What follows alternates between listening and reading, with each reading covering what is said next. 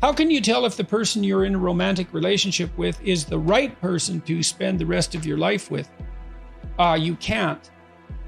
You actually decide that rather than discovering it. I might suggest what you might look for on the way to making that decision. All things considered, a certain amount of similarity on the personality dimensions between the two of you is probably to be recommended. If you differ tremendously in trait conscientiousness, one of you is going to find the other unbearably rigid, orderly, and workaholic oriented, and that person is going to find you dissolute and undisciplined. And those are temperamental differences, and if the gap is large, it's hard to bridge it. Agreeableness, it's the same thing. The warmer person will find the colder, harsher person cruel and unkind, and the cruel and unkind person will find the more agreeable person soft, a pushover, and contemptibly unable to stand up for themselves. The extrovert will want to be out partying all the time, and the introvert will have had his or her fill of that very rapidly. So you want some temperamental similarity across the major personality dimensions, with the possible exception of trait neuroticism, which is the generalized proclivity to experience negative emotion. I would suggest that a person high in neuroticism seek out someone low or very low, because first of all, neuroticism is one of the best predictors of unhappiness in a relationship. And so if you're both high in neuroticism, you're very likely to be unhappy in the relationship. And it's highly probable that the person who's higher in neuroticism needs the stabilizing influence of someone who's lower. Then I would say, well, this is based on my clinical observations as well as the experiences of my life. I think it's necessary, or at least highly desirable, that you find the person that you're with sexually attractive. And that's somewhat ineffable.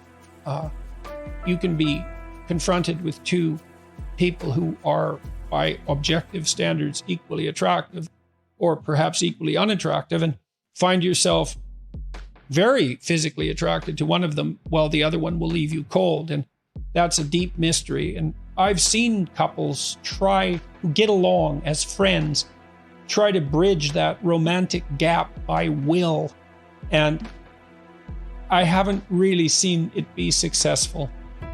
So I think you need that spark that ignites sexual passion.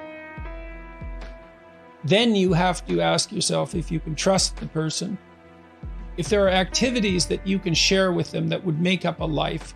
If you're oriented in approximately the same direction with regard to your goals, especially important goals, career and children being foremost among them, if you think you could come to some agreement about how the economic resources could be distributed, or at least how that might be negotiated, if you can negotiate with the other person, and again, if you can trust them. And I would say of all those, trust is the most crucial component, maybe followed by the ability to negotiate. The right person is someone you can negotiate with, because there's going to be differences between you and them. There's going to be differences in your approach. There should be, hopefully there'll be, because that means that the two of you are bringing different skill sets to bear on the problem. That means that you have a more diverse range of potential responses, which can be good, but also that there's going to be conflict.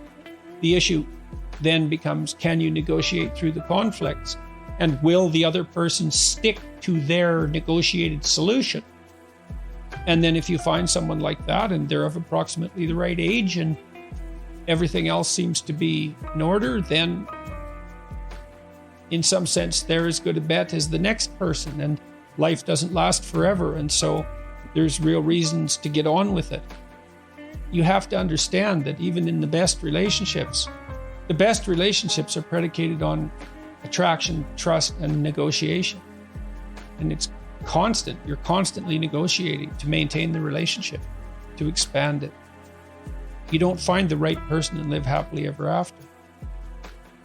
Life is far too complicated for that.